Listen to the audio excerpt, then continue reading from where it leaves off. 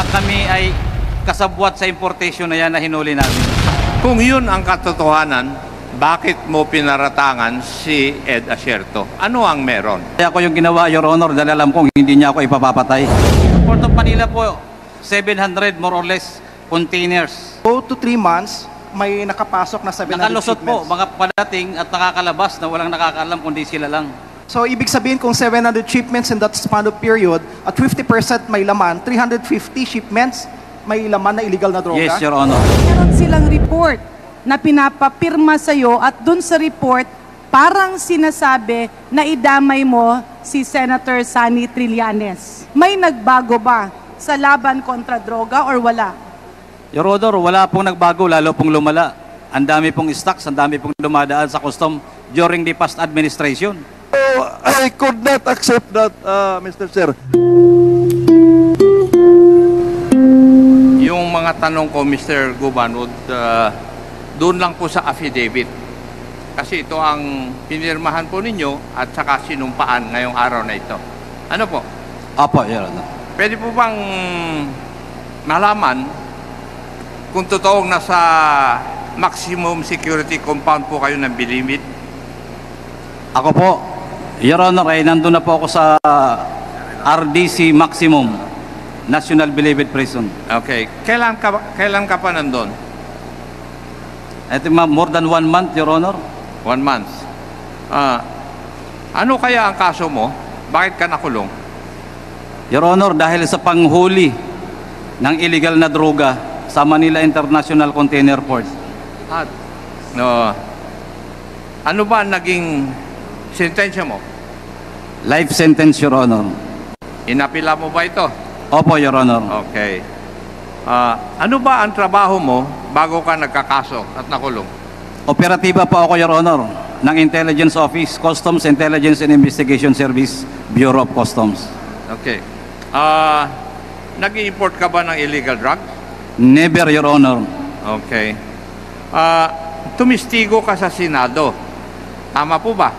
Opo, Your Honor. At sabi mo sa testimonya mo ron sa Senado, ang itinuro mo na tao na siyang mastermind ng pagpasok ng magnetic lifters na naglalaman ng droga ay si Colonel Asierto. Tama po? Yes, Your Honor. Yes. Ito ba ang dahilan bakit nagtatago si Colonel Asierto ngayon? Yes, Your Honor. Most probably. Dahil sa pagtestigo mo na siya ang mastermind. Yes, Your Honor. Kaya ko yung ginawa, Your Honor, dahil alam kong hindi niya ako ipapapatay. Paki-refresh mo ang memory namin. Sino ba si Colonel Asierto? Si Colonel Asierto, Your Honor, I met him doon pang PAOK TF during the time of, I think, General Lacson, Senator Lacson. I met him already with Colonel Don, Sergeant Pahardo pa lang. Sinabi mo noon na si Colonel Asierto ang mastermind, pero binawi mo sa pagtestigo doon sa kaso mo. Yes, Your Honor. So, hanggang ngayon, yung pa rin ang posisyon mo? Yes, Your Honor. Okay. Relax lang. Kung yun ang katotohanan, bakit mo pinaratangan si Ed Asierto? Ano ang meron? During that time, Your Honor, patayan dito, patayan doon. I have to save my life and together with my family. Alam ko si Colonel Asierto at Colonel Pahardo ay hindi ako pababayaan. At aamoy ko na po sa mga kaibigan ko na mayroong mangyayari sa investigation na to. So, para safe po ako, mas ginusto ko pa hong si Colonel Asierto ang sabihin ko dahil alam ko hong hindi kami mag-aaway ng personal. Alam ko magsasakripisyo kami tatlo eh. Dahil sila mismo nagsabi sa akin na tayo ang target. In fact, that is also one of the advice ni Colonel Asierto. Kaya lang hindi ko na masabi sa kanya na, sir, ikaw na lang ang bitbitin ko dahil wala na, nagtataguan na eh. In fact, nung honor, yung last hearing, nung tinuturo ko siya, halos sabihin ko sa kanya na magtago ka na, alam ko na rin, nasusunod siya, na mawawala ang buhay. Opo. Simulan natin ang doon sa kung paano kayo napunta doon sa magnetic lifter. sino yung Henry na binabanggit mo sa affidavit mo? Your Honor, common friend na nagkukuha ng mga kliyente, importer, broker, nagpipinance para ma-release ang kargamento sa Bureau of Customs. Ano po ang buong pangalan niya? Your Honor, yung Chinese niya kayo, hindi ko mano kung Yu or Oy or Li. Sa tagal May- ko pong hindi na nakalabas ng kulungan eh. 6 na taon na kung hindi ko makuha diretso. Kung kailangan namin siyang tumistigo dito, makokontak mo ba siya? Sana, Your Honor, pumayag. Palagay ko, makukontak ko yan dahil through the other brokers, friends, makukunik ko po siya. Mr. Chair, may I move that the resource person be directed to contact a person stated in his affidavit by the name Henry, so that he will be invited as a resource person in the next hearing. Henry.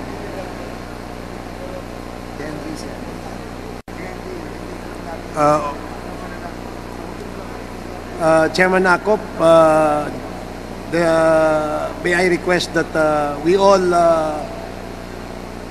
invite the list of resource persons we wish to invite in our next Quadcom hearing before we adjourn, and we will put that into motion. Thank you, Mr. Chair. I just wanted to invite that guy so that all the statements made by Mr. Jimmy Guban would be corroborated, if possible, in order for us to be able to build a case against these people. Thank you, Mr. Chair. Yes, thank you, Chairman Akop. Thank you. May I proceed, Mr. Chair? May I proceed? Thank you. Mr. Guban, ayon sa affidavit mo, si Henry ang nagpakilala sa iyo kay Nilo Abellera Jr. o mas kilala bilang Small na isang First District Councilor ng Davao. Tama po ba? Opo, Your Honor. Nung una kayo nagkita, tungkol saan ang meeting ninyo? Your Honor, tungkol po sa mga releases sa kargamento sa Bureau of Customs, Port of Manila at saka MICP. Pwede ko bang malaman ano ang dahilan bakit ipinakilala ni Henry sa iyo si Nilo Abellera Jr.? Your Honor, parang malaman lang na si Henry ay isa sa mga connected sa kanila. Sino Ano po? kanila? Sa kila Pulong, kay Mans. Also friend ni Michael Yang na talagang totoo na kaibigan si Henry. So, yun ang dahilan kung bakit pinakilala ni Henry si Mr. Nilo Abellera sa iyo. Yes, Your Honor. Isa po sa mga dahilan. Ikaw na rin ang nagbanggit na si Nilo Abellera Jr. alias Small ang nagbanggit na sila po ay trusted partner ni Mr. Michael Yang. Si Mr. Pulong Duterte at a certain attorney Mans Carpio. Opo, Your Honor. And sinabi rin po ba niya nung kayo nagkausap na siya ang facilitator ng mga release ng shipments nila sa customs? Sinabi niya rin po na luwagan na lang ipagkanilang kargamento. Ulitin ko, nabanggit mo dito na merong shipment sina Michael Yang, Pulong Duterte at Attorney Mans Carpio, at trabaho ni Small o Mr. Nilo Abellera ang mag-facilitate nito. Sinisiguro ko lang yung kasagutan po Your ninyo. Honor, iba po yung facilitation. Siya lang ang nagsasabi, kasi ang nagpa-facilitate po ng documents yan, iba. Siya lang nagsasabi sa part namin sa CIIS na kaibigan ang mga yan. At trabaho ni Mr. Abellera sa pagkaalam mo ang maglabas ng mga shipments nila. Yes, Your Honor. Okay. Na medyo mabilis para mabilis makalabas. Pwede po bang malaman kung ilang beses ilang beses finacilitate ni Mr. Abellera yung shipments nilang tatlo? Your Honor, isa po dun yung mga nawawalang container. Kaya hindi namin pinakialaman. Ano naman ang pakiusap sa iyo ni Mr. Abillera? Missing containers. Wag nang pakialaman directly. Huwag nang pakialaman. So, ibig sabihin, sobrang luwag ang hinihiling sa iyo. Hindi po namin ibig sabihin kasi kami po ay nanguhuli or nag-alert So, sa labas. ang ibig sabihin nun, huwag mong hulihin. Oh, yes, Your Honor. Okay. So, yung maluwag pala, sa affidavit mo, huwag hulihin. Opo. Maliwanag? Opo, Your Honor. Okay. Pwede bang malaman, kung maalaala mo pa, saan nanggagaling ang mga shipment nung tatlo? Nina Michael Yang, Pulong Duterte, at Attorney Mans Carpio. Malimit po, Your Honor, China. Saan? China. Sa China. Kung tatanungin po natin ang customs, kung meron pa silang records ng mga ito, meron pa kayang records? Your Honor, kahit 6 na taon na po akong wala sa customs, tingin ko may file sila. Hindi po mawawala ang file ng customs. May records po yun. Siguro naman may mga logbook kayo doon sa customs. Di Opo, ba? Your Honor, at saka computer. Lalabas po ba doon yung pangalan ni Mr. Nilo Abillera? No, Your Honor. Dahil records doon ay pangalan lang ng company. Pangalan lang Ng company, ng consignee, ng kumpanya. or importer, Your Pero Honor. yung kumpanya, malalaman natin kung sino ang may-ari. Pwede po, Your Honor. Pwede. Dahil sa accreditation, kung bogus man yun, nag-file sila ng iba-ibang pangalan. Nabanggit mo rin sa iyong affidavit na palagi kayong nag-uusap sa cellphone o telepono ni Mr. Abillera. Ano po ba ang ibang napag-uusapan ninyo? Your Honor, diretso, sinasabi niya na yung ganito, okay na yan. Baka pwede naman pagbigyan mo na. Paano mo nalalaman na may kontrabando na laman yung mga shipments nung tatlong ito ni Michael Yang, Pulong Duterte at saka Mans Carpio? Your Honor, there are several containers na hinahanap during the time. Nasa post to be, pero ang alam ko, custom police ang binigyan ng order. Kami alam ko rin yung kargamento. So sabi ko, sa intelligence alam namin yan, pero ayoko nang pakialaman kasi may tawag siya. Alam din ba itong impormasyon na ito ng ibang tauhan ng customs? Your Honor, ang alam ko po, may records yan, may order ang commissioner para hanapin ang mga yan na nawawala. Dahil hindi lang po yan tungkol sa droga, kundi pati po sa agricultural products. Yung mga nawawala. Doon din sa affidavit mo, para bang dahil sa report ng nagkakaroon ng importation of illegal drugs, binigyan ka ng memorandum? Opo, Your Honor. Ano laman ng memorandum na yun? To monitor the importation of illegal drugs as per order ng nakakataas, si Director Albania ay binigyan po ako ng order. Yung tungkol dun sa magnetic lifter, paano napasok si Colonel Asierto doon? Your Honor, before kami yan nakuha, kami ay nagmi-meeting ni Colonel Asierto at saka si Colonel Pajardo. Dahil nga sa akin ang order na i-monitor ang drug shipments. So bilang law enforcement din sila at kaibigan, sinabi ko baka mayroon naman silang maitutulong tungkol sa pag-monitor ng shipment ng illegal drugs.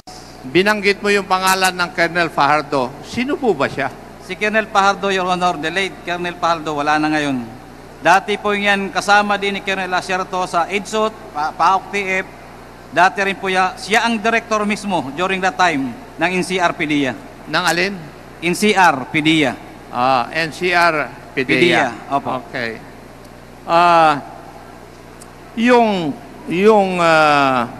Shall we say, nakalagay na trading na nag-import ng magnetic lifters. Ano nang pangalan nun?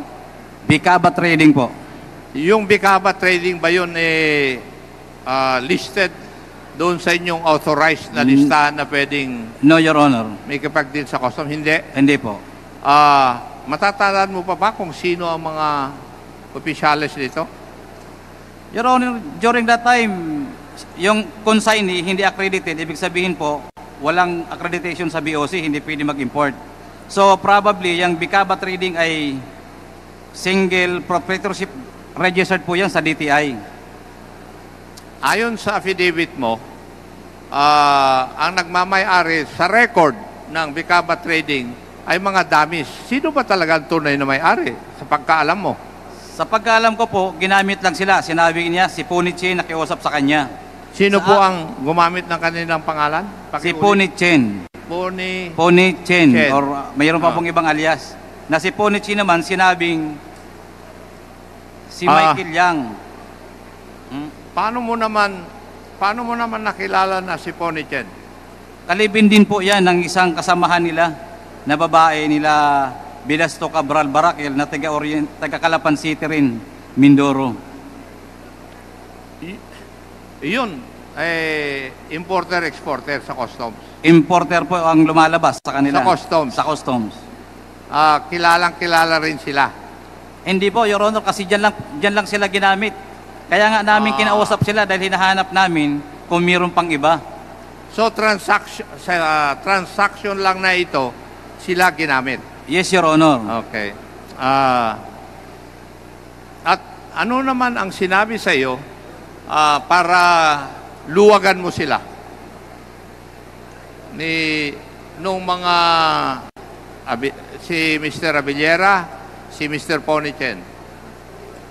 Dahil yan po ay kanila naman, aayusin nila. So, ibig sabihin, wag mo nang hulihin, bayaan mo na lang. Dahil yan ay kila Mans Pulong at Michael Yang. So, ibig sabihin, ginagamit nila yung pangalan ng tatlo. Opo, Your Honor. Si Michael Yang, si Pulong, at saka si Attorney Mans Carpio. Yes, Your Honor. Okay. Ang susunod kong kwan is yung parte ng affidavit mo na nung ikaw ay na-contempt, nakulong ka, di ba? Opo, Your Honor. At sinabi kanina sa pagtatanong, binisita ka ni certain Mr. Paul Gutierrez. Yes, Your Honor. Tama. Bakit ka binisita ni Mr. Paul Gutierrez? Para takutin at sabihin na wag sa banggitin yung mga pangalan na yun. Noong panahon na yon, sino si Paul Gutierrez? Your Honor, ang pagkakaalam ko lang po, the ACDC man, reporter, writer, kolumnista ng tabloid. Reporter at writer, nakakapasok Tabloid. doon sa detention cell mo para takutin May ka? kasama po na empleyado ng Blue Ribbon Committee. Ano, no? May kasama. May kasamang staff ng Blue Ribbon Committee ng Senado. Nanumpa ka. Opo. Mr. Guban, ang bumisita sa iyo, si Mr. Paul Gutierrez, para takutin ka at kasama staff ng Blue Ribbon ng Senate? Yun po ang nagpakilalang una, yung staff ng Blue Ribbon. Yun ang kumatok at nagsabing Blue Ribbon to.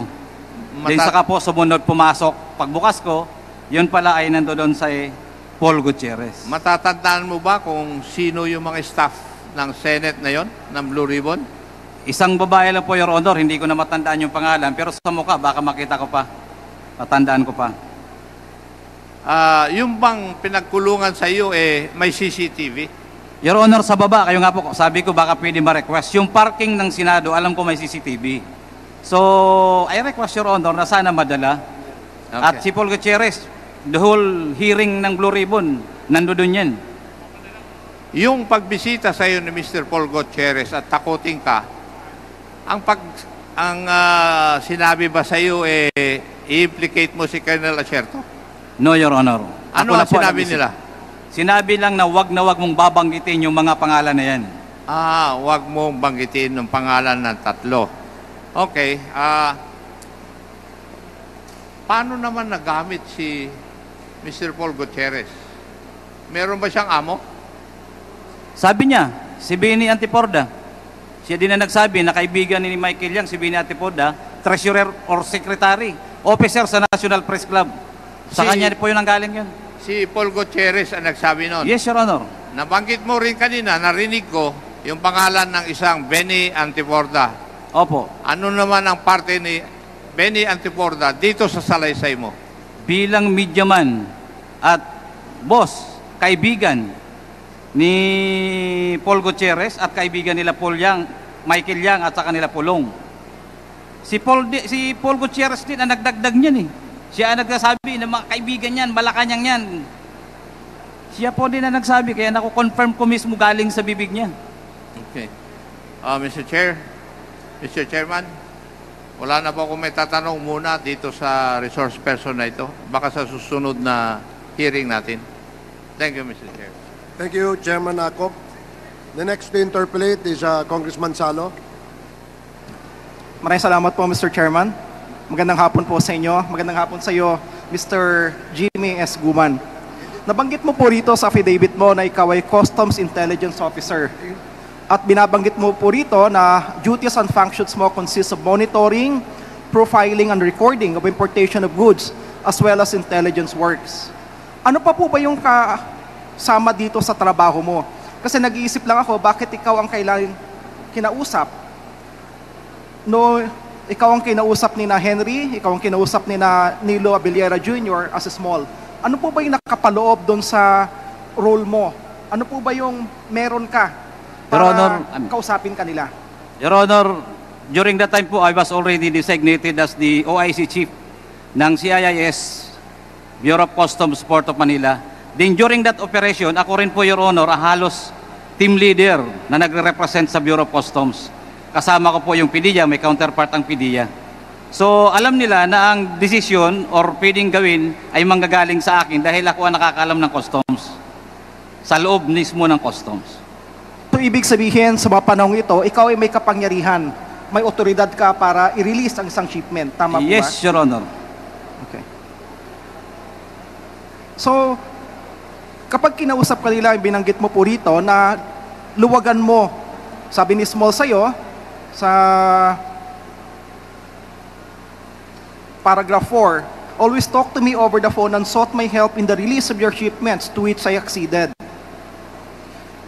Meron po ba silang, ano po yung kapalit kapag kinakausap ka nila? Isang pakiusap lang po ba yon o mayroon silang offer or anything para pumayag ka doon sa kailang request? Your Honor, may kapalit, tag-o-offer, pero nire-reject po namin kasi napakalakas ng ginagamit nilang pangalan. Pwede mo bang banggitin dito kung ano po yung mga offer na yan kung sakali? Konting suhol para luwagan, pero sabi ko nga, hindi ko namin yan tinatanggap dahil ang impluensya at napakalaki at hindi rin bagay na dapat gawin. So pakikisama na lang ang ginagawa namin. Okay. So ibig sabihin, niluluwagan mo, pumapayag ka doon sa kailang pakiusap bilang isang pakikisama. Although, may binabanggit ka rin na consideration. Except that, sabi mo, dahil malalakas yung mga pangalan na binabanggit, hindi ka pumapayag na tanggapin. Yes, Your Honor. Nabanggit mo dito sa paragraph 5, our office received reports from our confidential informants, usually bodegueros and pahinantes of the shipments facilitated by Councilor Small Abellera, that illegal drugs were mixed up with the said shipments.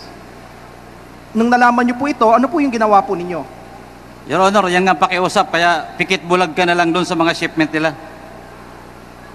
Pikit bulag ka na lang, bayaan mo na lang mawala. Kaya nga, ito na lang ang pinukusa namin na isang shipment. Kaya nga, nagiging missing containers na lang. Sa recollection mo, gaano karaming shipments o ilang beses po sila na nakapagpapasok ng shipment? Your Honor, as per reports, that is about, sa Port of Manila po, 700 more or less containers. Yan po ay on In record. a span of gaano katagal po yung 700 shipments po na yan? Bago lang po si Commissioner Lapina, about 2 or 3 months. 2 to 3 months, may nakapasok na 700 Nakalusot po, shipments. mga padating at nakakalabas na walang nakakaalam kundi sila lang. At sa iyong pagtaya, doon sa mga 700 shipments po na yon, ilan sa tingin mo ang may nakasama na illegal drugs? Your Honor, ang ano namin nun, assessment namin, 50% may palaman. So, ibig sabihin kung 700 shipments in that span of period, at 50% may laman, 350 shipments may laman na illegal na droga? Yes, Your Honor. Chabu. Base po sa pagtaya po ninyo, gaano karami usually yung laman ng isang shipment na illegal drugs? Your Honor, hindi ko ma-determine ngayon, pero ang nagdedetermine niyan yung PDEA. Nanggagaling na sa kanila ang assessment pag nakakalabas na. Kaya nga ho, pinupukpok ng PDEA ang customs Yung Customs Intelligence Deputy Commissioner, pinupupok naman yung Director, then sa amin naman binababa yung order. Doon sa 700 na binabanggit mo kanina, 350, dahil 50% yung may laman. Mayroon ba kayong finlag doon, in-stop kahit na isa? No, Your Honor, hindi ko talaga nakialam sa kanila. Dahil nag-project na lang kami, nung sinabi, para na lang dito sa isang project.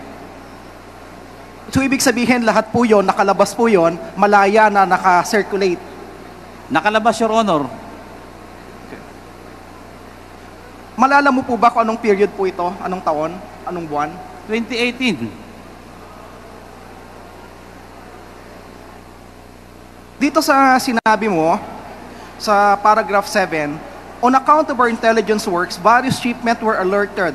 And in various occasions, Councilor Small requested me, luwagan mo yung mga shipments na yan. Alam mo naman na kina Michael Yang, Pulong, at Mansyan. Opo. Kailan ka kinila kinausap tungkol po rito? Your Honor, halos ano naman kasi mula pa ng pagkaupo nila 2017, nandoon na sila. So halos yung telepono, about 3 times kami personal na nagkakilala, nagkakwentuhan, then by phone, tatawag, pare, meron kami dyan. So ibig sabihin na meron kami dyan, hayaan mo na, sabi ko, uwi na lang tayo, huwag na natin pakialaman yun. Sabi mo na appoint ka sa OIC. Sino ba yung i-credit mo doon sa position po na yon, sa appointment mo po na yon? I was designated, Your Honor, as Port of Manila, CIIS. Ang nag-appoint sa akin ay yung recommended ako ng director ng CIIS. Then the order was approved by the Commissioner of the Bureau of Customs. Sabi mo rin dito sa paragraph 8, said container shipments were reported missing while on hold and alert status in POM and MICP as well as other international ports in the country, prompting the House of Representatives to invite Customs Commissioner La Pena and to shed lights thereon. Hindi ko lang makuha po yung relasyon po ng paragraph 7 at paragraph 8. Alin po ba yung tinutukoy po niyo dito na nawawalang shipment? Yun yung during that year on honor, na mga nanawalang mga missing containers na na-involve sa kanila. Yung around 2018, early 2018 na bagong upo si General Lapina. Mga ilang shipment po itong tinutukoy po ninyo na Yan na nawawala? po yung honor na pag binilang sa containers, around 700 containers. Yung shipments, hindi na ho namin kinukuha, hindi na namin pinakikialaman. Then paragraph 9, binabanggit po nyo dito na may mga overstaying cargoes. One of which was the Vicaba trading shipment. Opo, Your Honor. Anong relasyon po noon doon sa naunang mga nawawalang shipment? Isa po yan, Your Honor, sa tatrabahuin nila na pumutok na tinatrabaho. Ibig sabihin, nalaman na ng ibang tao sa customs, tinatrabaho na namin at tinututukan na dahil nalaman ko na ngayon through sa mga dokumento sa Bureau of Customs na may overstaying na bakal at yun ay tinik na namin diretso. Tinik na po namin. Ibig bang sabihin po nito, nire-report ninyo as missing pero the fact is, unaccounted for lang, doon lang siya sa loob? Yun pong iba po, reported yun na missing, yan po ay overstaying. Ibig sabihin, nasa loob pa ng port. Pag missing na, ibig sabihin, nakalabas na sa port. So, iba po yung mga shipment na binabanggit po ninyo na nawawala dito sa mga overstaying. Opo, iba po yun. At dito sa overstaying po na ito yung nahanap po yung, nakita po yung shabu Opo. na nakapaloob po sa Magnetic lifter. Magnetic lifter. Opo, Your Honor. Paano nyo nalaman na may shabu po doon sa shipment po na yon? Your Honor, coordination na po yun. Ang nag-assist ng information kami at saka si Colonel Asierto at si Colonel Pajardo yung PDEA. Kasi we are working together. So nung nalaman po ninyo na mayroon pong laman po yon, ano po yung naging action po ninyo? Tinutukan na po namin yun. Yung isa na yun na matagal na, dapat more than 30 days na tinutukan namin, gumawa na kami ng official report para aprobahan ni Commissioner at maibaba, ma-verify ko nandyan pa at ma-open, mabuksan yung container na yun. Na-verify po ninyo na sa Vicaba po ito. Yes, Your Honor. Siya yung importer. Then, nung binuksan po ninyo, ano po yung lumabas? Yun po yun, lumabas na yung magnetic lifter, binuksan ang magnetic lifter, In the presence po yan, together with PDEA, na lumabas na rin po yung shabu. Nung makita po ninyo na gano'n, ano po yung sumunod na ginawa ninyo? Your Honor, hindi na po namin trabaho yun. PDEA na po ang trabaho nun. Kaya tinurn over ko na sa PDEA. So tinurn over po sa PDEA. Opo, dahil positive na ang drug shipment. Ngayon, nagkaroon po kayo ng kaso. Anong kaso po yung final po sa inyo? Ang related po yung kaso po na yon? Related po dyan, conspiracy to import drugs. Yung droga na po yan, pinalalabas na kami ay kasabwat sa importation na yan na hinuli namin. Nakasabwat ka ng Bicaba. Ng Bicaba. Kung sinasabing kasabwat ka sa Bicaba, sino-sino ang kasama mo na nakasuhan? Your Honor, kami lang tatlo at saka yung Bicaba, tatlo, ding Chinese. Hindi po ako, yun lang po. Tatlo kami, si Colonel Pardo, Colonel Asierto, ako, yung tatlong nawawala ngayon. Si Bidasto Cabral Barakel, Lakigan, Katipan, din I think Chinese. To Chinese, na parehong may mga standing warrant. So yung mga kasama mong nakasuhan po rito, yung mga importers din. Tatlo doon sa mga importers plus tatlo po Plus kayo. po yung Chinese, apo.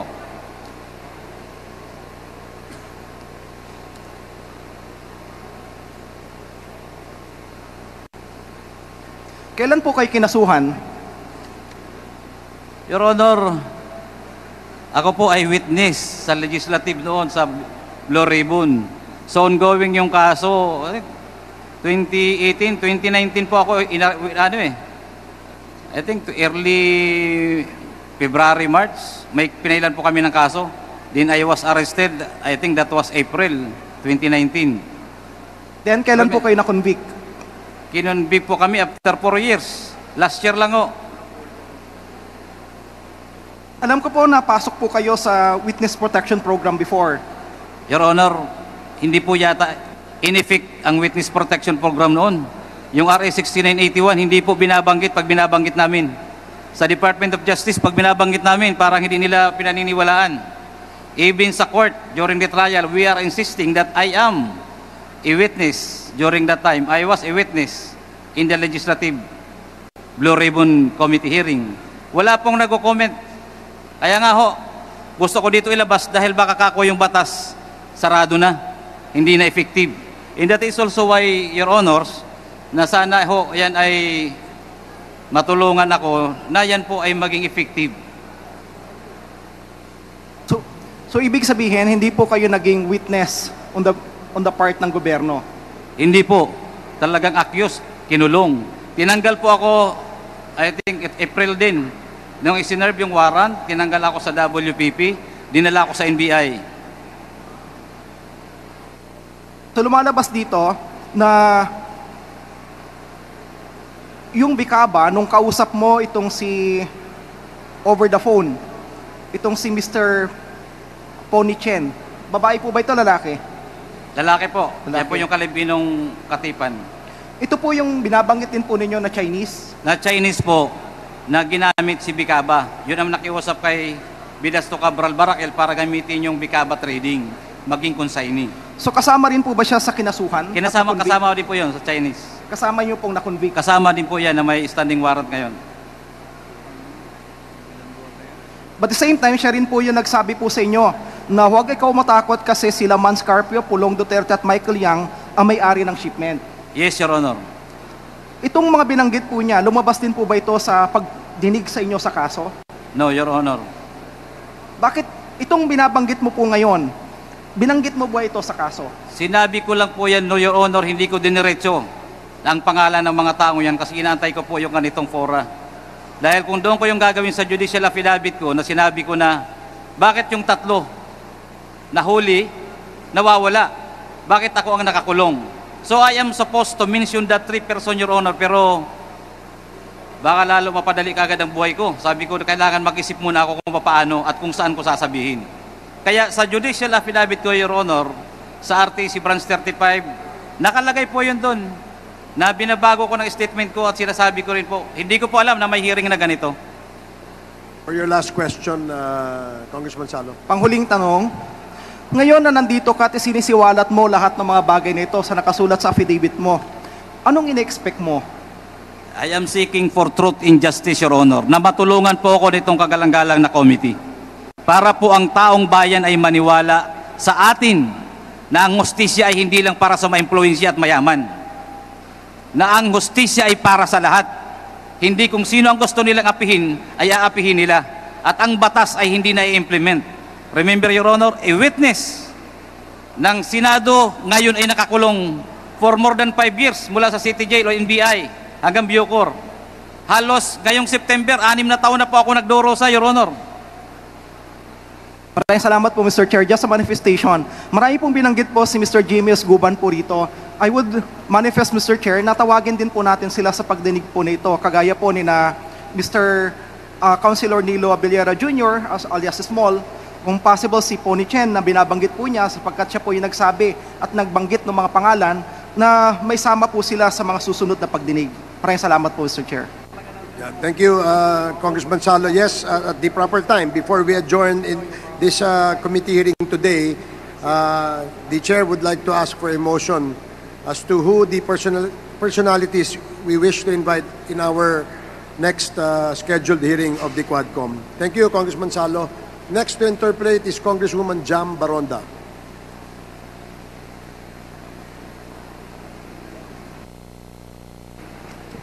Thank you so much, Mr. Chair. Since we're talking about war on drugs and at the same time human rights, I may be allowed to ask question regarding this is regarding HOR number 1346 and HOR 1351. Previously, Congresswoman Baronda, may I know, that's a House resolution. yes, Mr. Chair. And is this related to the Yes, issue? of course, Mr. Chair. This is somehow related to war on drugs and human rights. Okay, you have 5 minutes. Thank you so much, Mr. Chair. Mr. Chairman, I read the summary of Chairperson's report on HR 1346 and HR 1351 that Police Colonel Sherto previously included Michael Yang in 2017 report to the PNP as a person with known links to the illegal drug trade.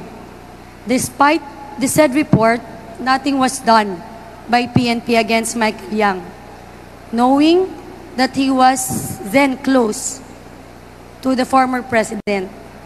I recall that it was also in 2017 that former president described our city as the most shabolized city in the Philippines.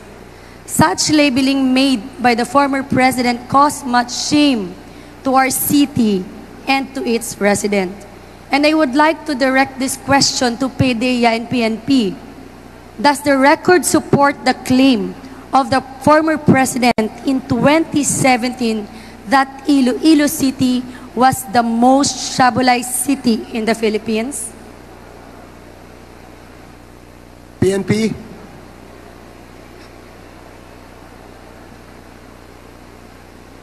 The question is directed to the Philippine National Police.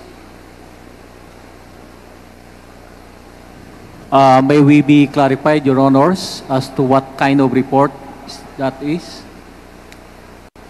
My question is, does the record support the claim of the former president in 2017 that Iloilo City was the most shabolized city in the Philippines?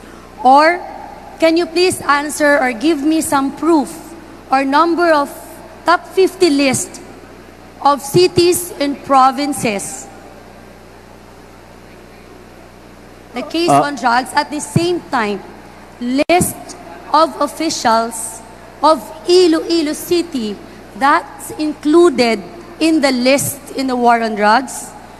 I am asking this, Mr. Chair, because my city has been linked to as I was been called as the most shabolized city of our country. The most Shabolized city of the country. shabulized. Yes. Oh, shabulized. Yes, Mr. Chair. Ang tanong ko, Your Honors, Mr. Chair, our apologies that we cannot respond to the question as of this time in the absence of the record that being referred to, Your Honor. Mr. Chair, kasi I can recall previously that in a public forum that was held on August 8, 2017, PIDEA Regional Director then, Hil Pabiona, and Iloilo City Director Senior Superintendent Remo Zacarias Canieso categorically declared that former Mayor Jed Patrick Mabilog was never included in the list of personalities engaged in the illegal drug trade or protector. Again, my question, Mr. Chair, to PIDEA and PNP, is whether former Mayor Jed Patrick Mabilog was included in the list of individuals engaged in the illegal drug trade or drug protector? PNP. Please respond. Your Honors, if you would allow us to refer later on the question with the Directorate for Intelligence as this matter referred to list, probably with respect to the personalities involved in illegal drugs, as I believe. Thank you, Your Honor. Mr. Chair, gusto ko lang po na malaman kasi sinasabi ko ito. Kasi Mayor Jed Patrick Mabilog is known to be the number 5 world mayor. And he was able to gain many awards and recognition both internationally and locally. Kaya lang naman umalis si Mayor Jed because of his fear of his life. Umalis siya after attending a summit in Japan because he was advised not to come home. Kasi alam naman natin na very vocal ang dating presidente na si Mayor Jed Mabilog na yan. Pilit na ina-accuse na protector ng droga. Although sa buong city of Iloilo, alam namin na hindi totoo. And there were several instances in an event, especially in the 145th founding anniversary and second Kalahi Festival ng Bulwagang Kalahi ng Tarlac, na sinabi niya na pag bumalik si Mayor Jed, papatayin ko yan kasi drug protector yan. But up until now, wala kaming may nakita or listahan from PIDEA or PNP na si Jed sangkot sa illegal drug trade or protector. Ang gusto ko lang malaman dito, Mr. Chair, we need to give due recognition or kailangan natin, kumbaga, ang mayor nga namin, most outstanding mayor, mahal ng tao maka-Diyos, walang problema sa droga, naging biktima ng human rights. Paano na lang po yung mga empleyado na tulad ni Mr. Guban, tulad ng iba na hindi nabigyan ng hustisya? Mr. Chair, you know what? Siguro kung gustuhin man ng Quad Commission na ito, I might be able to convince Mayor Jed na umuwi so that we can also ask for his statement anong nangyari sa kanya to shed light sa war on drugs na issue ng Iloilo na hindi naman. Alam mo kasi yung Iloilo known as City of Love, hindi po shabolized city.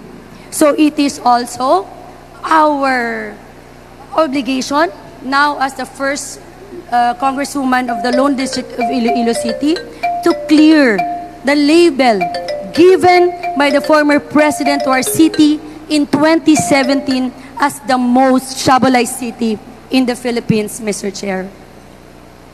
The manifestation of Congresswoman Baronda is noted, and at the appropriate time, the committee, the Quadcom, will discuss and perhaps come up with a resolution in order that the shabolized tag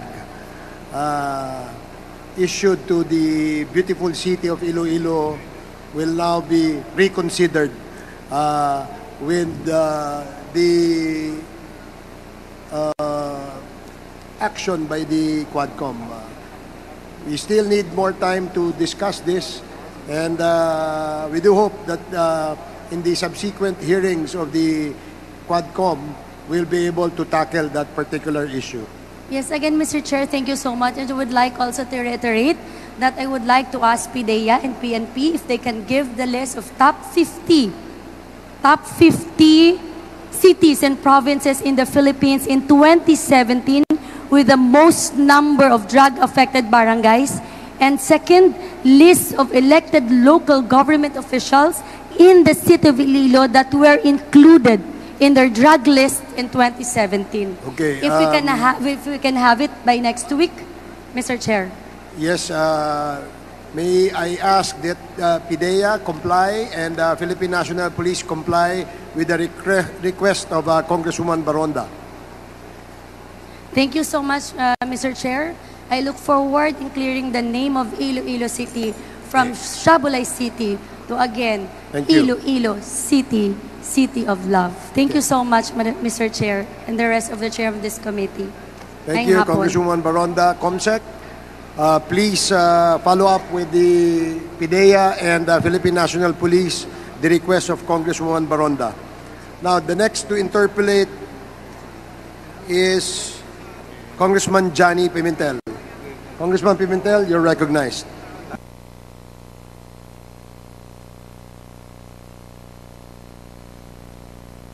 Mr. Chair, let me wait for Mr. Jimmy.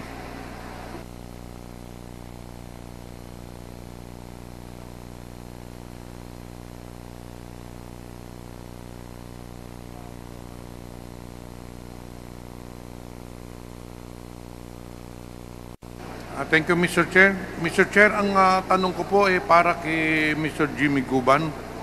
Jimmy, Mr. Chair, dito sa affidavit mo, marami kang binanggit na mga personahe.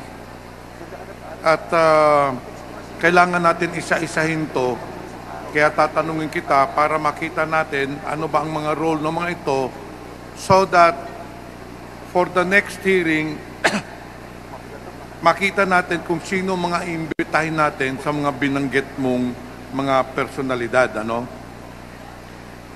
Itong si Henry, paano mo nakilala ito? Isa rin po yan sa mga negosyante sa BOC na paminsan-minsan nakukuhaan ko ng mga information regarding importation. So, pero Henry lang ang nakalagay dito. Wala ka talagang full name na nakuha sa kanya. Your Honor, pag kami sa labas po ako, mahirap po mag-alala pag nasa loob ng kulungan. Kasi ginawa ko po ito, nasa kulungan Pero ito, ako. namumukhaan mo ito. Yes, Your Honor. Matagal na itong si Henry gumagalaw Yes, Your Honor.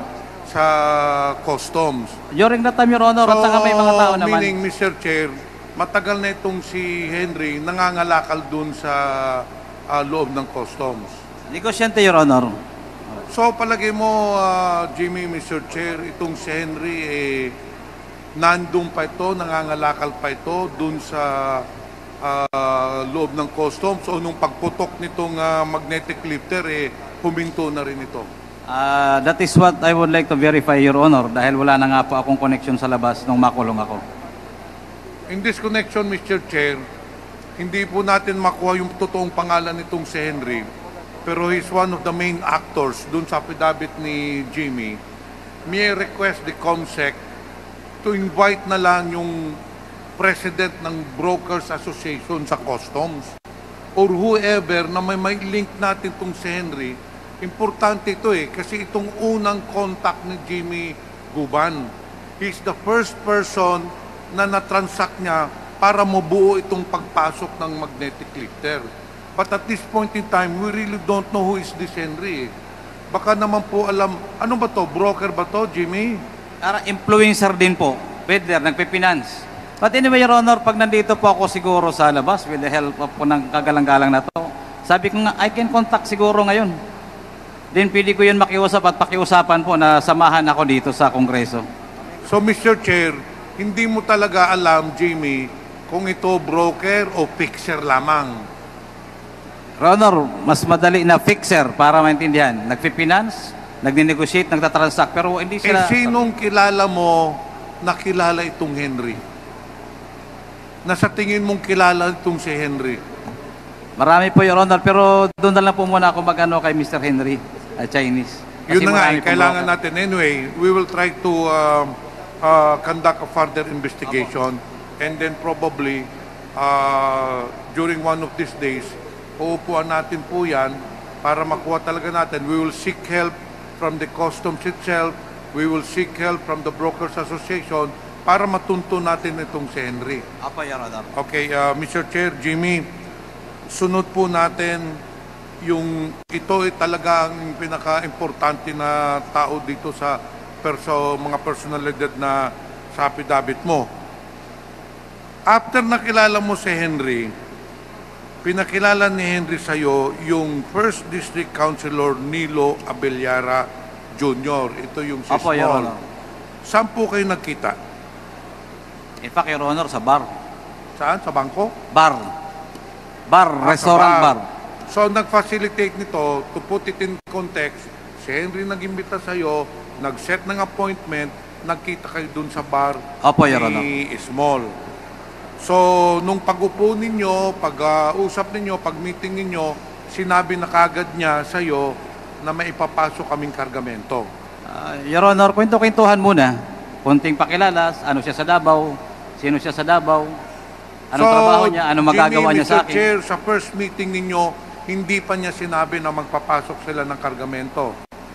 Sinabi na po, kaya lang mahaba po yung meeting namin. Halos sinabot kami madaling araw. So, yun na nga. Pero at the end of the day, dun sa dulo, sinabi na niya na ang pakay niya sa'yo, magpapasok sila ng kargamento. Opo, Your Honor, at saka tulungan din si Henry.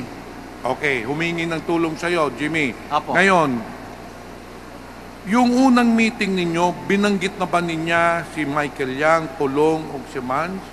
Binanggit na ba niya? Hindi pa. Your Honor, yan po ang nare-represent niya. Hindi, pero doon sa meeting nga Binanggit ninyo, niya po. Binanggit na niya. Yes, Your Honor. Sinabi niya na ito ay ang magpapasok nito, itong tatlo ng itong kargamento.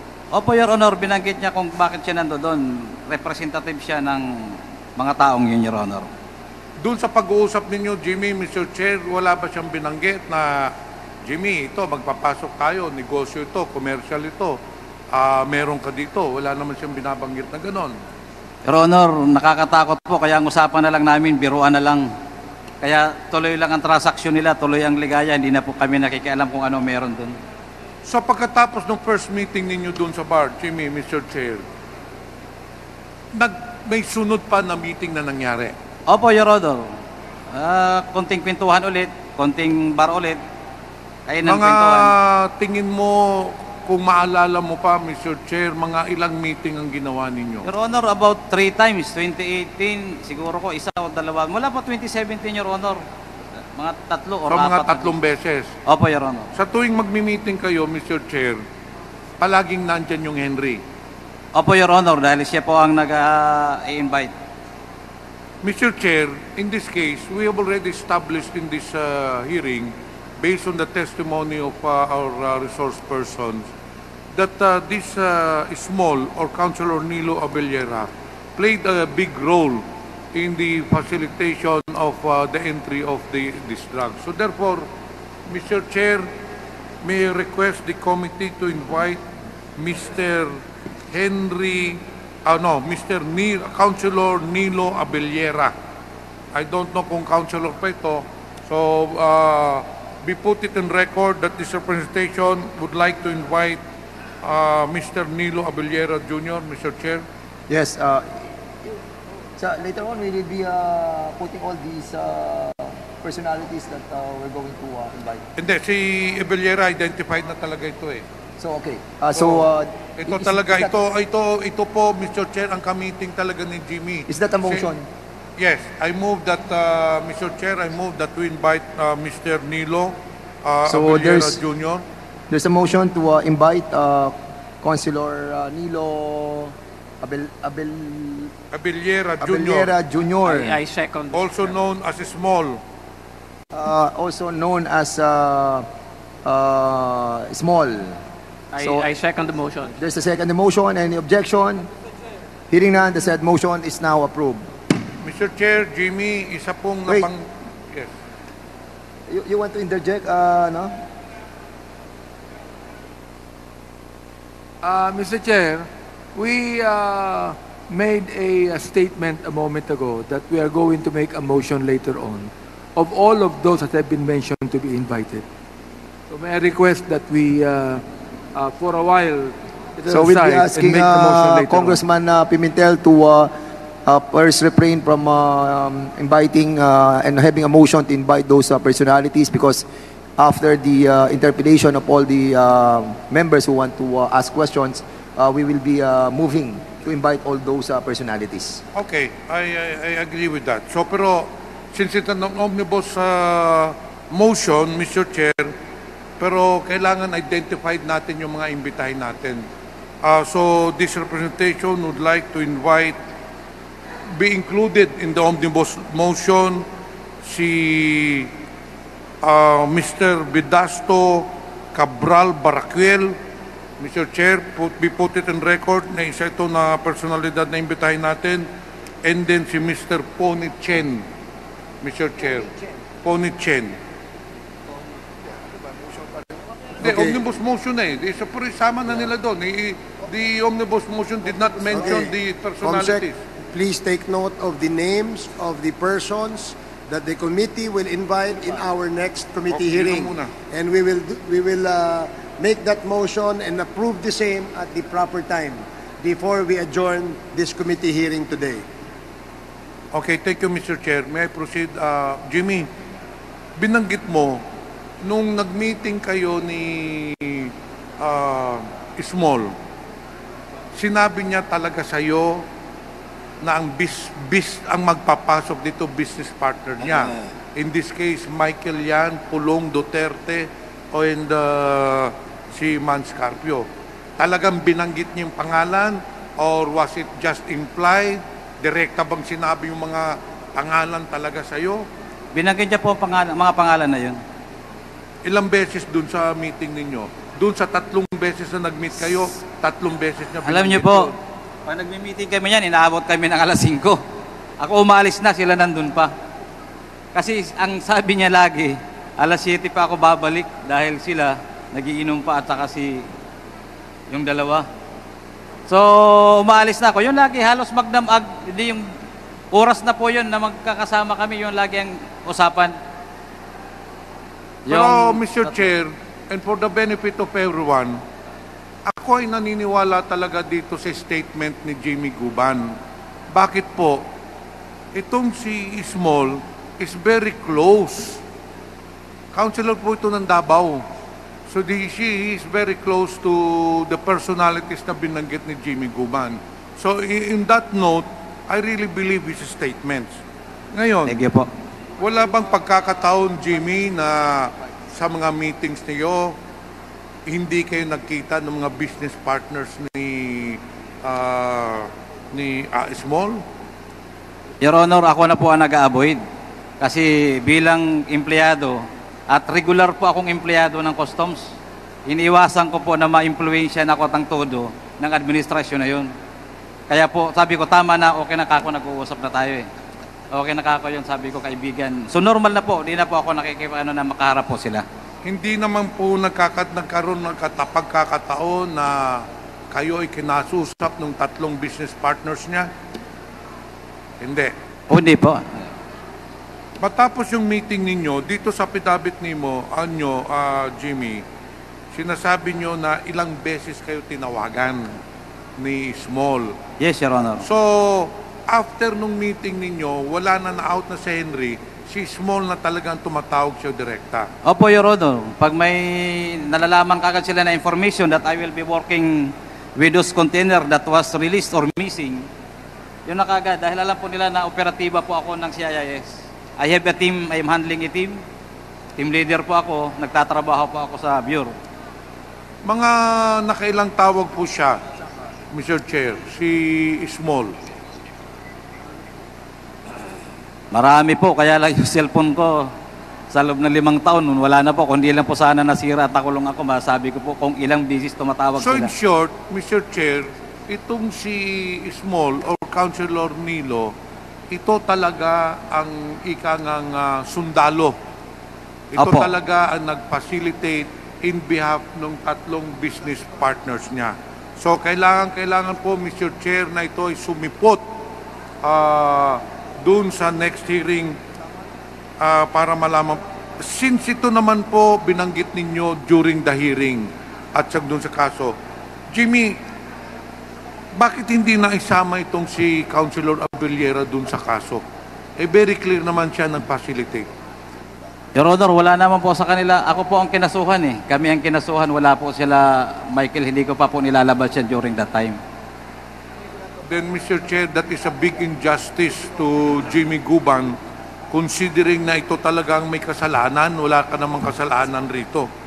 Ngayon, Mr. Chair, puntahan natin yung Bidasto Cabral Barakel. Kasi ito naman po yung consignee, hindi po ba? Opo, Your Honor. Ngayon, ang tanong ko sa iyo, nakausap mo ba itong si Barakel? Nakausap ko po yan sa Tropon, si Hernan Abarrio. Doon pa sa Calapan City sila. Personal mo po ito nakausap? Si Hernan Abarrio po ang kumausap dahil wala na po kaming oras noon dahil si Hernan taga roon din sa Calapan. Inamin po ba niya nung nag-usap sila na siya talaga ang consignee nung magnetic lifter? Your Honor, sa testimony niya po doon sa Senado, inamin niya po mismo. May tiis-in po yun. Sa susunod po siguro, Your Honor, madadala ko po yung copy ng Blue Ribbon Committee hearing. Nandoon po ang tanong mismo, tanungan nila. At sinabi rin po ng chairman doon na dapat pailanan ng kaso. Tignan nandoon mo, po yun, Your Honor. Mr. Chair, based on the testimony of Jimmy, inamin ni Barakel na siya talagang consignee. So that is why there is really a need for this Barakel to appear on this during the next hearing. Itong si Ponichen, nakausap mo ba ito personal, Mr. Jimmy? May pundin po, Your Honor. Doon sa pagpunta ni Hernan Abarrio.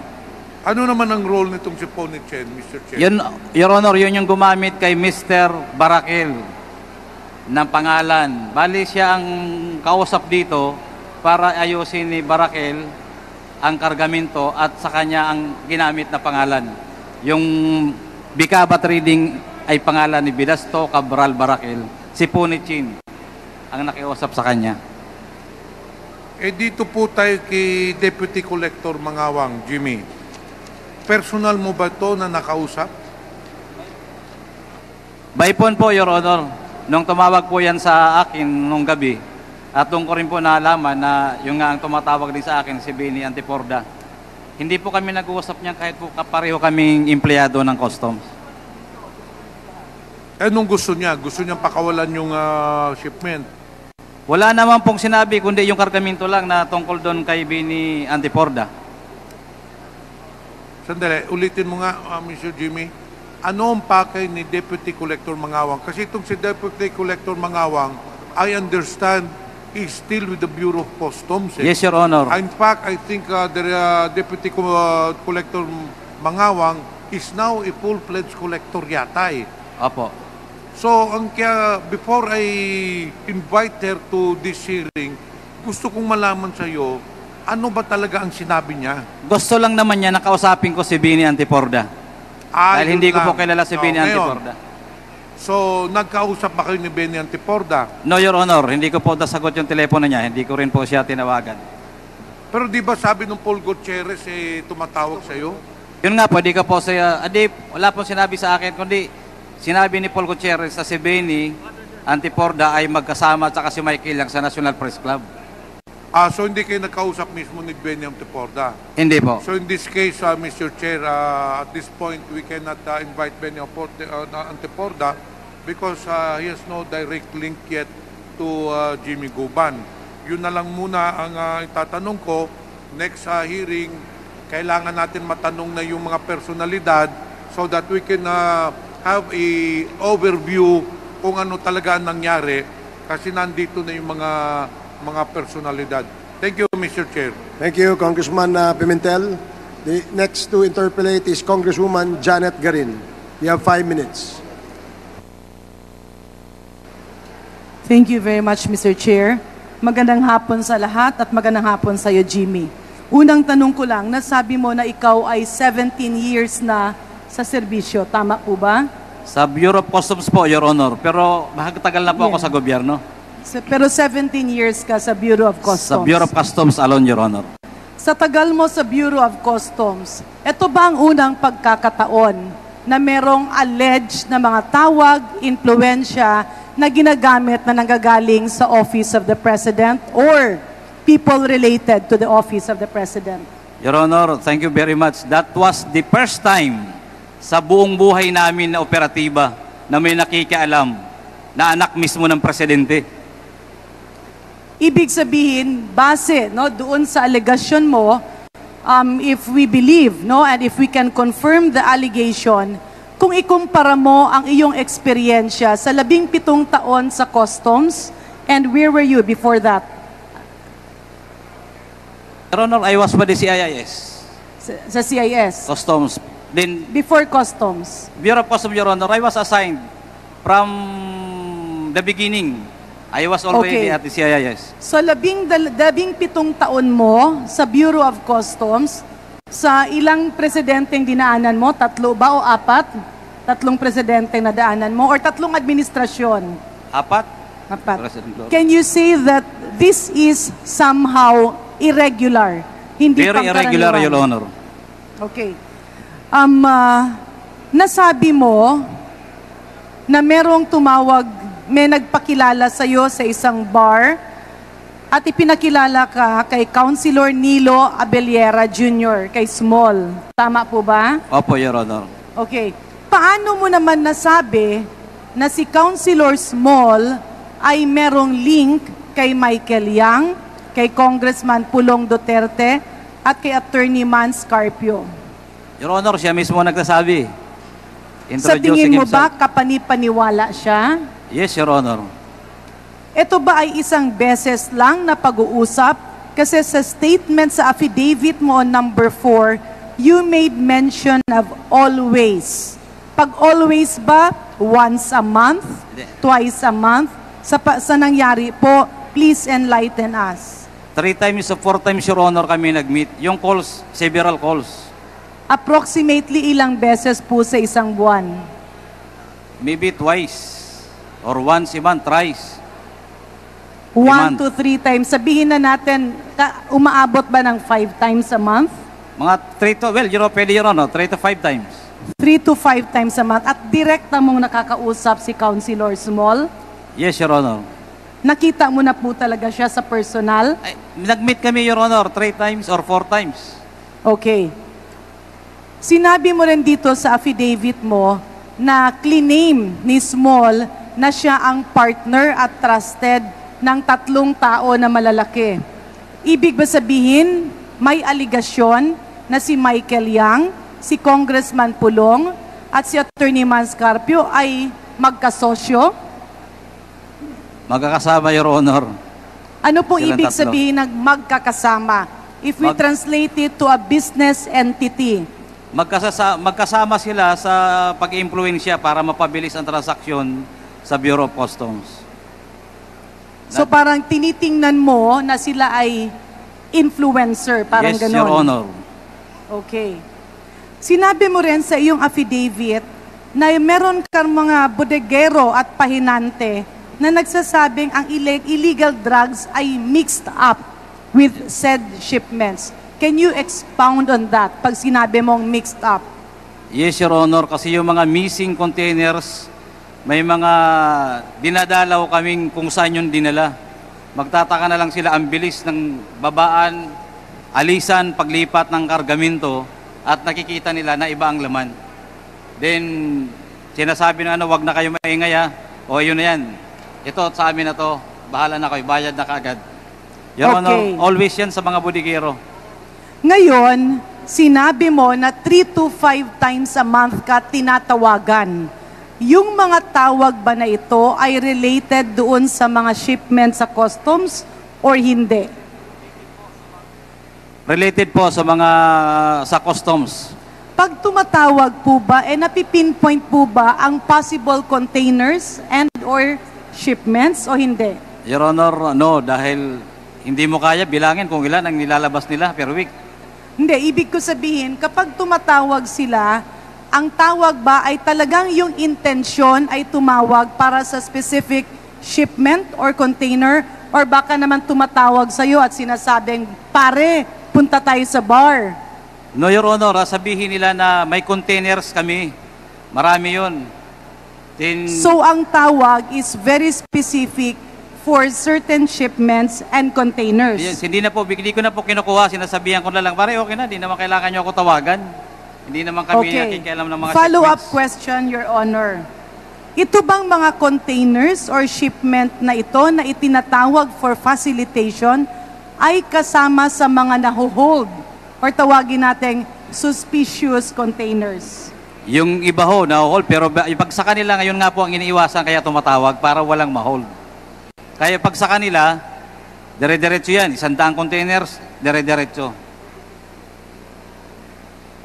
So ang ibig sabihin ng luwagan ay ipikit mo lang muna yung mata mo? Ganun po ba? Yes, Your Honor. Pero yung pang-amoy mo at pandinig mo ay bukas. Alam mo namin ang nangyayari, pero wala na dahil merong impluensya na napakalaki at napakahirap banggain. Okay. You also mentioned of overstaying cargoes. Can you laymanize to all of us? Ano po bang ibig sabihin ng overstaying cargoes? At dito kasi sa iyong affidavit ay parang nag-i-imply na kapag overstaying ay tila meron siyang laman na illegal. Yes, Your Honor. Hindi naman totally lahat dahil minsan kulang ang papilis kaya nag-overstaying, nag-aamienda. Pero most common pagka-overstaying, ibig sabihin po niyan, sana tama pa ako, hindi ko nabasa ang batas, ang memo, pero more than 30 days. All shipments coming from or coming in must be accounted for. Bakit hindi lumalabas at tumatagal sa yarda? Kaya ho maraming container na natatingga. Dahil yan po yung mga overstaying, ang gusto nila lang gawin kung anong gustong mangyari, yan yung mga pinapalusot, walang papeles. Yung sabi ko nga kanina, siniswing, yun yung mga missing container, pag nakachimpo, palalabasin nila. Linawin lang po natin ulit ha. Pag sinabi mo, kasi dito sinasabi mo, may pinagdudahan kayo na overstaying cargoes under VECABA trading shipment. Ang ibig po ba sabihin nito, overstaying, kapag ang isang cargo or the certain cargoes are overstaying, it simply means pwede na siyang pikit mata ka na. Yung ba yun? No, Your Honor. Ibig sabihin po, walang naglalodge ng entry, walang nagpo-process ng dokumento niya sa Kaya loob nga. ng 30 days ng Bureau of Customs. Sometimes magiging suspicious ka na bakit walang gumagalaw sa kargamento na yon. Bakit hanggang nandoon pa? Parang ginagawa siyang ghost. Yes, Your Honor. Okay. So, ang overstaying cargoes are actually real cargoes but are transformed into ghost cargoes. Mang nangyayari pag nawala na. Nandiyan siya, pero kunyari, hindi nyo nakikita. Okay. Moving forward, may sinabi ka kasing politiko na kalaban. And earlier you mentioned that it was former Senator Sonny Trillanes. Yes, Your Honor. Can you expound on this? Ano po ang naging circumstansya? Your Honor, nung nandun na ako, alam niyo, Your Honor, when I was arrested ng NBI, headed by then Attorney, I think, Dimaano, sinabihan niya kagad ako na ako may direct link, direct line kay Secretary. Kung anong gusto mo, sabihin mo. Sabi ko, for what? Teka, paki-expound po. Sinabing may You have direct 1 minute. line kay May direct Secretary. line siya kay Secretary, yung nag-aresto sa akin. Secretary sino po? Department of Justice. Okay, sinabi na may direct line kay Secretary, dalawa ang naging DOJ Secretary, Secretary Aguirre and Secretary Maynard Guevara. During that year, Your Honor, Maynard Guevara. Okay, sino ang connected kay Si Secretary Maynard? Attorney Dimaano. NBI po, team leader ng NBI Port NAIA. Ano ang naging kautusan nila sa'yo? I-serve yung warrant. Then kung may kailangan ako, sabihin ko kaagad at may direct line siya kay Secretary. Ano ang relationship doon sa kay former Senator Sonny Trillanes? Your Honor, binabasa ko na meron silang gustong gawin na hindi nila ako madiretso na mag-alabikoy. Dumating po ako sa NBI, ganun din ang sabi nila sa akin. Hindi po ako nag-o-offer. Kasi anong i-offer ko sa kanila? Na may sasabihin ako. Hanggang sa paulit-ulit po kami wala po akong sinasabi. Hanggang sa nung dinala na nila ako sa jail, tinorn over ako sa jail, after the trial, naisipan kong tumawag. Dahil tumawag ako, dahil may mga padala akong sulat, dahil siyempre gusto kong lumabas. Sabi ko, WPP ako, bakit ka ako nakakulong ako? So, padala po ako ng sulat sa NBI kung paano nila ako matutulungan. Yung pala ang gusto nila ay pumirma ako sa report na gusto nila, nakasama si ex-Senator Trillanes. Anytime kukunin nila ako kaagad.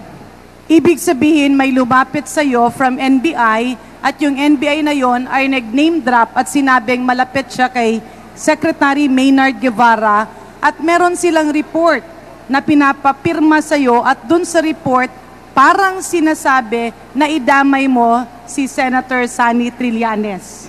Your Honor, hindi po si Atty. Di Maano hiwalay na. Nag-2 months na ako sa NBI, nahuli na ako ni Atty. Di Maano, nalabas na ako sa NBI, napunta na ako sa jail. So ibang tao na po yung kausap ko doon sa NBI. Isang deputy director na po ng NBI. Okay. Hiwalay na po yung kay Atty. Di Maano. Ang ibig mo sabihin ay nagkakaroon ng deflection. Opo, Your Honor. Opo, Your Honor. Congresswoman Garin, your time is up. Okay, let me wrap up, Mr. Chair. Mr. Chair, nasabi mo kanina nung ikaw ay nagbibigay ng iyong affidavit na madaldal si Michael Yang. Tama po ba? Maano po? Madaldal? Hindi po, si Abellera. Si Abellera Opo. madaldal. Opo. Okay. Sa pananaw mo, si Michael Yang ba, kung hindi siya ginawang Presidential Economic Advisor, ay magkakaroon ng ganitong impluensya o hindi? Your Honor, kahit na hindi siya gawin dahil may impluensya siya kay Pulong. So magkakaroon ng impluensya pa rin sa Bureau of Customs dahil yun ang negosyo nila. Nagkaroon po tayo ng celebrated na war on drugs. At narinig niyo po ito sa mga balita. Sa pananaw niyo po ba, bilang isang mamamayang Pilipino, ikumpara mo yung mga nakaraang administrasyon hanggang dumating ang last administration, may nagbago ba sa laban kontra droga or wala? Your Honor, wala pong nagbago, lalo pong lumala. Ang dami pong stocks, ang dami pong dumadaan sa custom during the past administration. Lutang at ang dami. Naglabasan po during the time, green tea, red tea, plus purong tea, pero shabu. Mas dumami po ang sinasabi lang po nila na wala, pero mas marami pong supply sa market during those times. Unlike today na kahit pa paano nababago, nararamdaman ng taong bayan na yung tao ngayon ay kumukunti ang addict ang gumagamit ng shabu. So Mr. Chair, to wrap up, there are 3 take-out points here that I would personally like to request that this Quad Committee pursue. Yung una-una po, if we can document na mas marami ang pumasok na kasabay nung war on drugs, maraming pinapatay na maliliit na tao, yung pala marami ang pinapapasok, baka pwede tayong matulungan ni Mr. Jimmy Guban dahil alam niya ang proseso. Pangalawa, nakakabahala po na tila napunta ang pananaw natin dito sa mga maliliit na taong pinapatay, pero apparently, nagkakaroon ngayon ng testimonya na maraming itinuturo at nasisira ang buhay nila para pagtakpan kung sino man ang talagang nasa likod ng ito.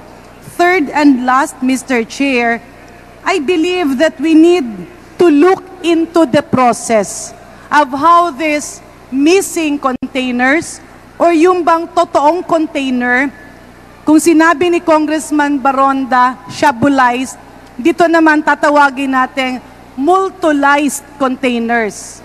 Totoong container, ginawang multo, hindi mo makikita pero mararamdaman mo, mafe-feel mo at maririnig mo ang mga bulong. With that, Mr. Chair, we trust in your leadership that this Quad Committee will leave a legacy to the Filipino people wherein there is a real drug war and real criminals are the one that are made accountable. Maraming salamat po. Thank you, Congresswoman Green. The next to interpolate is Congressman Sergio Dagook. You have 5 minutes. For the information of the members, Congressman Dagook is the last interpellator on the issue of Mr. Guban, so that we can pursue other other issues after the Guban's testimony, because we have invited several resource persons for today's hearing. So, since there will be more hearings to be scheduled by the Quadcom, we will probably be able to ask questions that have never been asked today in the subsequent hearings of the Quadcom. So, Congressman Dagook, you have 5 minutes. Thank you, Mr. Chair. Actually, Mr. Chair, supposed to be my interpellation will be on Pugo. However, with Mr. Guban,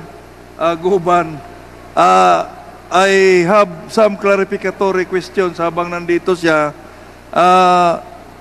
Nung tinanong ka, Mr. Jimmy, in one of the members of the committee kung ilang taon ka na sa Bureau of Customs, ang sagot mo ay 17 years. Tama po ba yun? Opo, Your Honor. Nung tinanong ka din kung is this the first time in your 17 years sa Bureau of Customs na mayroong nag-intervene sa inyong huli, ano po yung sagot mo ulit? Only the past administration, Your Honor. Doon lang po ako naka-experience. Ano yung sagot mo? First time na nakalimutan ko lang. First time po, Your Honor, na kausap kami ng ganong nag-i-influensya sa mga importation sa Bureau of Customs. So, in as far as yung nag-intervene at nag-influensya, this is your first time na parang malapit sa presidente. Ganon po ba ang ibig mong sabihin? Malapit po saan po? Malapit sa presidente. Ganon po ba ang ibig yung mong sabihin? Yung nag-influensya po, malapit sa presidente. Ang ibig po bang sabihin yan, noong una, mayroon ding nag-intervene pero hindi lang malapit sa presidente. Ang ibig kong sabihin, marami ka ng karanasan na may nag-influence, nag-intervene sa mga huli nyo. Pero hindi lang malapit sa presidente. This is the first time lang na yung nag-intervene ay malapit sa presidente. Tama po ba yun? Yes, Your Honor. So, ang ibig po ba ding sabihin nun, sa 17 years mo, marami ng mga huli ninyo na nariglo dahil may nag-influensya kahit hindi malapit sa presidente? Your Honor, wala po. Tinitingnan lang, kinokorek lang ang mga importation. Kung may diferensya, makikiusap na ito magsasabit kami ng papilis, but not as an influence to facilitate the easily release of the containers. So, ibig sabihin, may nag-influensya noon, hindi malapit sa presidente, hindi nyo pinagbigyan. Ganun po ba yon? Hindi po, Your Honor. Sinusunod po namin ang proseso. Ano po ba, Mr. Guban, yung proseso? Sabi mo kasi kanina, maraming mga overstaying. At nung tinanong ka, ano yung mga overstaying container, ang sagot mo, kung hindi ako nagkakamali, sa narinig ko, walang mga dokumentasyon. Hindi nyo alam kung sino ang mga consignee. Tama po ba yon? Opo, Your Honor. Ibig sabihin po ng overstaying, nandoon na yung cargo sa isang port. Halimbawa, MICP, nandoon na lumalagpas ng more than 30 days na walang nagpo-process ng papel. Kaya hindi malaman kung kanino or sino ang consignee ng particular na container na yan or shipment. Kaya sumusobra ng 30 days na dapat ay ina-account kung sino at paano nakarating yung container na doon at bakit walang nag-claim. Mr. Chair, this is in aid of legislation. Siguro, one of the recommendation would be, tingnan natin yung proseso ng customs. Bakit maraming mga ganyan na undocumented? Dapat kung sino yung nagdala niyan, mga cargo ship, no? Mga importer, na anong barko yung nagdala, dapat may imbestigahan. Kasi sa pagkakalam ko, normally, wala namang barko na magkakarga ng mga container kung not documented yung karga na yan. So, there is a problem in the process. If that is true, there is a problem. Bakit makarating dyan yung mga container na yan kung wala naman palang dokumentasyon sa pagkarga pa lang sa barko? medyo imposible na undocumented yun. Mr. Jimmy, Yes, sir. sabi mo, nung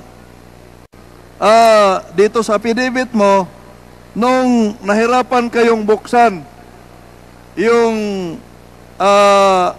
ano na yon, yung cargo na yon, nag-report ka kay General Quinto. Tama po ba? Your Honor, sinabi ko po kay General Quinto dahil siya po ang aming Deputy Commissioner for Intelligence ng Bureau of Customs. By the way, ano po yung specific na plantilla position mo sa Bureau of Customs? Your Honor, I am an intelligence officer, and during that time, Your Honor, I was the chief ng Customs Intelligence and Investigation Service ng Port of Manila. Mr. Chair, ilan po ba yung tauhan mo nung time na yon? Around 17 or more or less more than about 30, Your Honor, plus the unorganic, casual, contractual, or more than 30 plus. Mr. Chair, sino po yung pinaka-head doon sa section or whatever is that office wherein pinamunuan mo? Sino yung pinaka-head mo? Your Honor, from my position, ang kasunod na po nun ay Intelligence Division Chief, then Director. But sa akin po, ako po ay directly reporting to the Office of the Director, kay Director Albani po. So, sino yung director na nakaupo nung time na yon, Mr. Chair? During that time, Your Honor, it was Director Albani. Pero nag-ano siya, din pinalitan ni Director Tasio. Mr. Chair, bakit ka, nung nahirapan kayong buksan, bakit ka nagre-report kay General Quinto? Hindi doon sa hipi mo. No, Your Honor, General Quinto, wala doon ang director namin. He was our Deputy Commissioner. Mas mataas po kaysa sa director. Kasama ko po kasi. Siya po ang sumama doon sa port at siya po ang Deputy Commissioner for Intelligence Group. Mas doon po, mas mataas po sa director. So, pwede ba yun? Pwede ba yun na i-bypass mo yung, Mr. Chair? I-bypass mo yung hipi mo sa section ninyo? Your Honor, during that time, wala po yung director. So, General Quinto was there. Itong allegation na si Mr. Itong si Bicaba Trading owned by Vedasto Cabral Barakil under Maria Lagrimas Katipan who are business dummies ni Mr. Punichin. Paano po nyo nasiguro na dami itong kumpanya na to ni Mr. Punichin? Your Honor, umatin po yan sa Senate Blue Ribbon Committee hearing. At tinanong at inamin niya na siya ang kinausap ni Punichin para maging dami.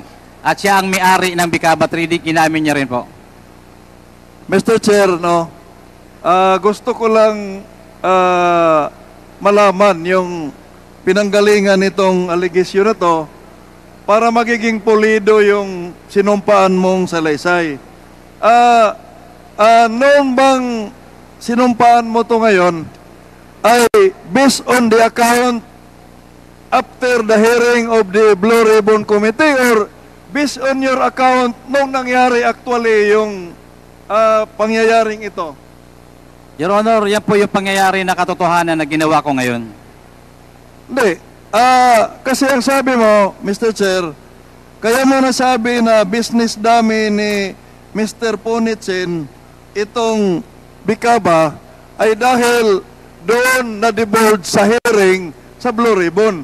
So, ang ibig po bang sabihin yan, hindi ito based on the account nung nangyari itong kaso na to bago nag-Blue Ribbon? Doon po, Your Honor, bago pa po mag-hearing, alam na namin na yan. Ngayon, pag-hearing, mas lalo po namin napatunayan na kanya talaga yung shipment na yon na Bicaba Trading. Please wrap up, Congressman. Yes, Mr. Chair, final question na lang. Linawin ko lang, itong statement mo na dami ni Mr. Punichin, itong Bicaba, ay nalaman mo na nung time na nag-investigate kayo sa Bicaba. Yes, Your Honor. Itong mga documents na to, mga information, ay nasa posisyon mo pa hanggang ngayon.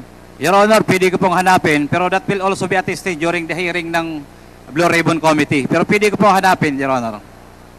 Mr. Chair, finally, I would like to manifest, kasi yung line of questioning ko sana ay sa Pogo, I would like to manifest that in the next hearing, the Department of Labor and Employment in the Provincial Officer of Dole and the Regional Officer of Dole were on the provinces and regions that we are investigating Pogo should be invited.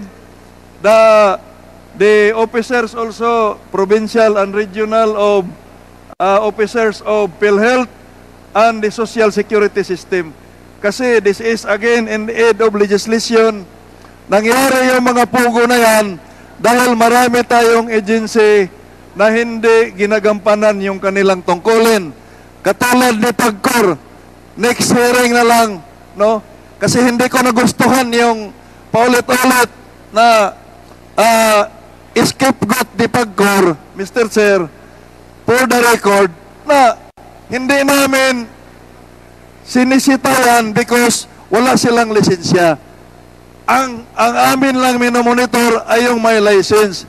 Hindi ko po matatanggap yan, Mr. Chair, kasi kung ikaw nagkakanda ka ng, nag-ano ka ng parte, ang inasikaso mo lang pala yung mga imbitado mo. Ngayon, hindi mo sisitahin yung mga intruder. So, medyo, hindi katanggap-tanggap yung sinasabi ni Pagcor na hindi namin pinakialaman yan kahit nakita namin doon nung nag-inspect sila speaker, yung Quadcom, ay may mga nakita doon na ibang building. Bakit hindi nila minotor? Ang palaging sagot, ito lang kasi ang may license. Yung mga nakita namin walang license, pwede ba yan? Kayo yung agency mandated by law, as you claim na kayo yung mandated by law. Bakit hindi ninyo pinalicense, ni-require? So, I could not accept that, Mr. Chair. Thank you, Mr. Chair.